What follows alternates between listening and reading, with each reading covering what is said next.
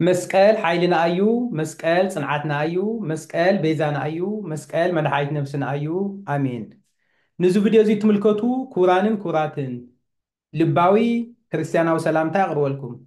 كلتشعن عسى شدشان عامة مهرات بمنفساوي هوتنا نعبيلو بلمد طرح انت يكونس بمنفسن بحقن بلبونانان بحلينانان ناغزابير نقرولو ናይ መንፈስ ቅዱስ ፍረታት እነፍርየሉ ክኾነልና ልባዊ ትምኒተ እዩ እምበኣር ሎማዓንቲ ሒዘልኩም ዝመፃኹ እዛ ብዚኣ ዘንብባ ዘለኹ ወረቐት ብጣዕሚ ስለ ዝፈተኽዋ ንስኻትኩም ክትፈትውዋ ክትመሃሩላ ትኾኑ ኢኹም ኢለ ብዛዕባ ናይ ኣክሱም ዝነበሩ ጳጳስ ዝፀሓፍዎ ፅሑፍ ብጥንቲ ዘመን እዩ እና ንሳ ከሪአኩም እየ ዝፀሓፍዎ ፅሑፍ ብጣዕሚ ደስ ዝብል ፅሑፍ እዩ ኣብቲ ፅሑፎም ዘሎ ሓደ ሓደ ሓሳባት ከሪአኩም እየ እንደገና ክትንብብዋ እንድሕደሊኹም እውን ክትፅሕፉለይ ትኽእሉ ኢኹም ኮንታክት ክትገብሩ ትኽእሉ ኢኹም ክሰደልኩም ይኽእል እየ ማለት እዩ ካብዚ ስክሪነይ ከም ትሪእዎ ዘለኹም ሰይስ ሆሚሊ ባይ ሚናስ ሜትሮፖሊታን ኦፍ ኣክሱም ፎር ዘ ፊስት ዴይ ኦፍ ዘ ክሮስ እዩ ዝብል እና ናይ ኣክሱም ጳጳስ ብዛዕባ ነገረ መስቀል ብዛዕባ ናይ መስቀል በዓል ብዛዕባ መስቀል ዝሰበኽዎ ስብከት እዩ እዞም ጳጳስ እዚኦም ዊኪፒድያ ከም ዘንበብክዎ ናይ ኣውነ ኣፍፄ ገድል ብትስዓቱ ቅዱሳን ዘመን ዝነበሩ ናይ ኣክሱም ጳጳስ ከም ዝኾኑ እቲ መፅሓፍ ይሕብር ይብል እና እዞም ኣቦ እዚኦም ብዙሕ ፅሑፋት ፅሒፎም እዮም ብዛዕባ ሃዋርያት ብዛዕባ ናይ ድንግል ማርያም ዕረፍትን ዕርገትን ብዛዕባ ጉባኤ ንቅያ ዝተሳተፉ ኣቦታትን ዝመሳሰሉን ብዙሕ ፅሑፋት ፅሒፎም እዮም ኣነ እንደው ይፈልጦም ነይረ ብዙይ ሓደ ፕሮፌሰር ሸር ገይርለይ ብኡ ብዚኣ ገይረ የፈይጠዮም እኒኹና ኣባና ክንደይ ብዙሕ በብገዳማቱ ኣብራና ክንደይ ናይ ክንደይ ኣቦታትና ክንፈልጦም ዝግበአና ክንመሃረሎም ዝግበአና ክንደይ ፅሑፍ ከም ዘሎ እዩ ዘርእና እንደው ብዚ ኣጋጣሚ እዚ ሓደ ከቕርቦ ዝደሊ ሪኩዌስት ወይ ምሕፅንታ ናይ ቤተክርስትያን ምሁራት እቲ ናይ ቤተክርስትያን ዘሎ ኣብ ብራናታት ዘሎ ናይ ቀድሚ ናይ ኣቦታት ኣስተምህሮ ብትግርኛ ተርጉምኩም ከምኡ እውን ናብ ኢንተርኔት ብሱ ብኢንተርኔት ናይ ባዕልና ኢንተርኔት እንተዝህሉ ብዝተፈላለየ መልክዑ ሲ ትሰብሎም ኣብ ኢንተርኔት እንዲኒየ ሰብ ከተማ ዘለዎ ኢንተርኔት ዘሎ ብራና ኣብ ብራና እንታይ ከም ዘሎ ይፈልጥን ሕዚ ዝኾነ በቃ ዓብይ ዲስከኔክት እዩ እኒአ መንፈሳዊ ሂወት ኣብ ከተማ ብጣዕሚ እናዝሓለ ዓለማዊ እናኾነ ካብ ሃይማኖት እናረሓቐ ይኸይድ ኣለና ናይ ቀደም ናይ ቦታትና ትምህርቲ ናይ ቦታትና መንፈሳዊ ኣራዳድኣ መንፈሳዊ ጥበብ መንፈሳዊ ዕብየት መንፈሳዊ ብቕዓት ዘሎ እናተተርጎመ እንተዝቐርብ ብትግርኛ ናብ ኢንተርኔት ኣክሰስ ብዘለዎ መልክዑ እቲ መፅሓፍ ብመሸጣ መልክዑ ክኾን ይኽእል ወይ ከዓ ናይ ባዕልና እውን ኦንላይን ሪፖዚተሪ ንፈጥር ንኽእል ወይ ከምዚ ለምሳሌ ከምዚ ዊኪፒድያ ናይ ባዕልትና ዊካን ኮሊት ናይ ገኣዚ ናይ ምድረ ገኣዚ ዊኪፒድያ ክኾን ይኽእል ወይ ናይ ሓበሻ ክንብሎ ንኽእል ከምኡ ጌርካ ዘለዉ ናህና ሃይማኖታውን ባህላዊን ዝጠቕሙ ኩሎም እሴታት ካብ ትውልድ ናብ ትውልድ ክተሓላለፉ ዝግብኦም ናብ ኢንተርኔት እንተዘይወፂኦም ሰኢሎም ኣብ ገዳማት ተቐሚጦም ብሓቂ ሰብ ይጥቀመሎምን ኣብቶም ካልኦት ቤተክርስትያን ዙርዮ ነገር ከዓ ንየ እዚ እዩ ንሳቶም ብጣዕሚ እዮም ዌል ኦርጋናይዝድ ዌል ፖሊሽድ ብዝኾነ ኮንተንት መልክዑ ጥራሕ ናይቶም ቀደም ቦታት ዘይኮነስ ዋላ ናይ 20 ክፍለ ዘመን ናይ ክሳብ ቀረባ ግዜ ዝነበሩ ፍሉጣት ቅዱሳናቶም መማህራኖም ቶም ዝበቕዑ ሂወት ታሪኮም እንታይ ቀረ ኢና ተፀሓፈ ዝወፅእ እና ነቲ ከተማ ዘሎ ሰብ ኢንስፓይሬሽን ይኸውን መላዓዓሊ ይኸውን ሂወት ማለት ስኢልተብ ከተማ እንሪኦ ጫጫታ ዝበዝሖ እንተይኮነስ ከምዚ ዝበሉ ብቅድስና ዝነብሩ ምስ እግዚኣብሄር ዝነብሩ ሂወቶም ብምልኡ ንእግዚኣብሄር ሂቦም ብመንፈሳዊ ብቕዓት ዝነብሩ ኣባና እውን ብዙሓት ይህሉ እዮም በቢገዳማቱ በቢበረኽኡና እቶም ዘለው ፅቡቃት ነገራት እዚኦም እንተዝቐርቡ ናብ ኢንተርኔት እየ ክብል ደልየ ብሓፂሩ እዚ ዝበልኩሉ ምክንያት ያው እዚኣ ይዘግነያ እኒኹ ሳላ ስለዝተፀሓፈት እያ ስለዝተፀሓፈት እየ እምበር ሂዛነ ግን ኣይፈልጦም ነይሮ እዞም ኣቦ ፅሑፎም ብጣዕሚ ደስ ዝብል ብተወሰነ መልክዑ ከሪአኩም እየ እና ሚናስ እዮም ዝበሃሉ ኣብዚ መጀመርያ ክፍሊ ብዛዕባ ብሓደ ክቡር ወዱ ብጎይታና ብመድሓይና ብኢየሱስ ክርስቶስ ደም ስለ ዘድሐነና ቅዱስ ጳውሎስ ከም ዝበሎ ንእግዚኣብሄር ኣብ ምስጋና ይኹን ብምባል ንእግዚኣብሄር ምስጋና ብምቕራብ እዩ ዝጅምር ኣብዚ መጀመርያ ፓራግራፍ ካብኡ ድሓር እትምበል ካልኣይ ፓራግራፍ ቅድሚ ጎይታና ኣምላኽና መድሓኒና ኢየሱስ ክርስቶስ ምምፅኡ ህዝቢ ተፈላለየ ሃገራት ኣብ ፀልማት እግዚኣብሔር ኣብ ዘይምፍላጥ ኣብ ርዲኢት ሕፅረት ከም ዝነበርና ንሕና ደቂ ሰባት ሂወት እናሃለወና ሂወት ዘይብሎም ነገራት ንምልኽ ከም ዝነበርና ዓይኒ እናሃለወና ንሕናስ እቶም ዓይኒ ዘይብሎም ነምልኽ ከም ዝነበርና እግሪ እናሃለወና እቶም እግሪ ዘይብሎም ነምልኽ ከም ዝነበርና ጠፊእና ከም ዝነበርና ኣብ ፀልማት ከም ዝነበርና እዩ ዝዛረብ ብሓፂሩ ማለት እዩ እዚኣ ፓራግራፍ እዚኣ ከዓ ካብኡ ድሓር ኣብዚ ጎይታ ኢየሱስ ክርስቶስ ብመስቀሉ ነፃ ከም ዘውፅአና ብመስቀሉ ነፃነትና ከም ዝፀሓፈልና እንደው እዚ ኣብዚኣ ዝኒሃ እዚ ብጣዕሚ ደስ ትብል ከም ዝበልኩ እዛ ናይ መጨረሻ ዝኒያ ሰንተንስ እንታይ ትብል and his cross became for us ink with which he writes forgiveness of sin እና ብመስቀሉ እቲ መስቀሉ ናህና ይቅርታ መፅሓፊ መፅሓፍ እስክርቢቶ በልዎ ወይ ከዓ መፅሓፊ ኢንክ ተጠቂሙ ብትመስቀሉ ገይሩ ናህና ይቅርታ ፅሒፉልና እና ብጣዕሚ ቢትፉል ብዝኾነ ፅቡቅ ዝኮነ ፀሓሓፋ እዮም ዝፅሕፍዎ ናይ ቀደመ ፀሓፋ እውን ከመይ ማቹር ከም ዝነበረ ንባዕሉ እውን እንርደአሉ እዩ ማለት እዩ እና ጎይታ ኢየሱስ ክርስቶስ ብመስቀሉ ነፃነትና ከም ዝሃበና ናይ ሓጢኣትና ስርየት ከም ዝሃበና ነፃነትና ከም ዝፀሓፈልና ነፃነትና ከም ዝኣወጀልና ይዛረብ ድሓር እዚ እውን ኣብዚ ከዓ ሓደ ብዝርዝር ይኸይድ እንደገና እውን ኣብ ብሉይ ኪዳን ኣትሒዙ ናይ መስቀል ተምሳሌታት ከም ዝነበረ እግዚኣብሔር ንሙሴ ብነሓስ ጌርካ ናይ ተመን ምስሊ ስራሕ ንዑ ዝረአየ ክድሕን እዩ ከም ዝበሎ እቶም እስራኤላውያን ናብ ልዕሊ ሙሴን እግዚኣብሔር ምሰግሮሮም ኣራዊት ተመን እናመፅአ ነክሶም ስለ ዝነበረ ናይ ሞቱ ስለ ዝነበሩ ድሓር ናብ ሙሴ ከይዶም ምስ ተማሕፀንዎ እግዚኣብሔር ንሙሴ ከም ዝበሎ ንሱ እናርአዩ ተሰቂሉ ዝነበረ ነሃስ ብተመን መልክዕ ዝተሰርሐ ነሃስ እናርአዩ ብእምነት ከም ዝድሓኑ ንሕና ከዓ ነየኢ ብጎይታና መድሓኒና ኢየሱስ ክርስቶስ ነገረ መስቀል ብስቕለቱ ኣሚንና ድሒና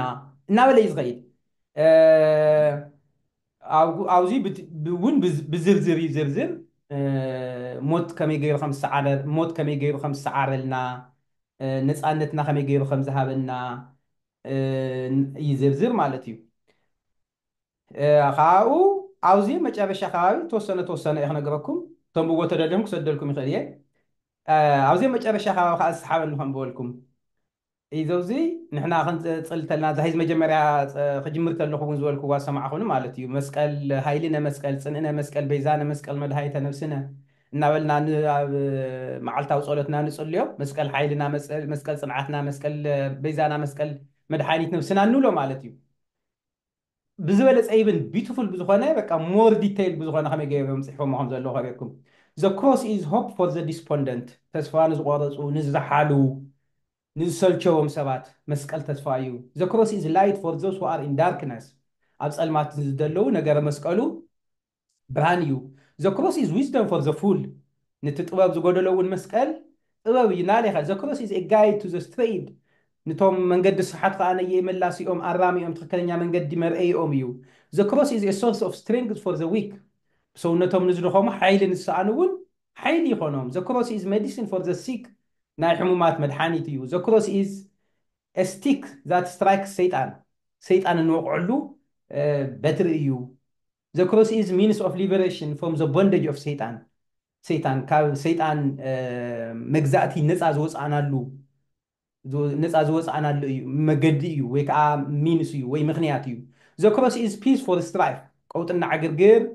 ሰላም ምስኣን ኣብ ዝነበሮ መስቀል ግን ሰላም ኣምፅኡ ዘ ክሮስ ኢዝ ኮሚኒቲ ፎር ዘ ሆፕለስ ዘ ክሮስ ኢዝ ኤ ፓይለት ፎር ዘ ቮጀርስ ኦን ሲስ ኤንድ ሪቨርስ ዘ ክሮስ ኢዝ ኤ ሃንድ ኦፍ ኤ ደሊቨረር ዘ ክሮስ ኢዝ አን አብሶልቨር ኦፍ ሲን ዘ ክሮስ ኢዝ ፔናንስ ኦፍ ትረስፓሰርስ ዘ ክሮስ ኢዝ ኤ ሚንስ ኦፍ ኢንትራንስ ኢንቱ ፓራዳይዝ ቱ አዳም The cross is hope for the invisible. The cross is the first altar for the reception of the life giver. The cross is a wood without blemish and a life-giving sacrifice. The cross is one by which high seas sprang, which are blood and water that gush from the incorruptible bone of the side of Christ.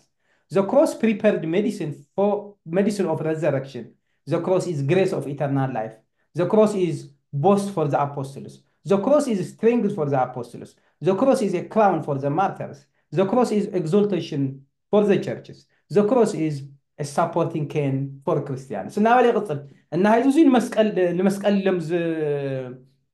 ናይ መስቀል ትምህርቲ እዩ እኒአ ማለት እዩ እዚ ፅሒፎም ክኸውን ይኽእል ወይ ከዓ መስቀል ዝሰበኽዎ ኢልኩም ሕሰብዎ ካብ ብፅሑፍ ኣግኒናዮ ከመይ ብጣዕሚ ደስ ዝብል ኣገላልፃ ከም ዝኾነ እንደው ሂዛነ ክትርጉሞ እንተለኹ ናይቲ ትርጉም ፅባቐ ሕብሩና ጥልቀቱ መጠኑ ብትዝግብኦ መልክዑ ኮንኩ ዝሕልፎ ዘለኹ ስኢለ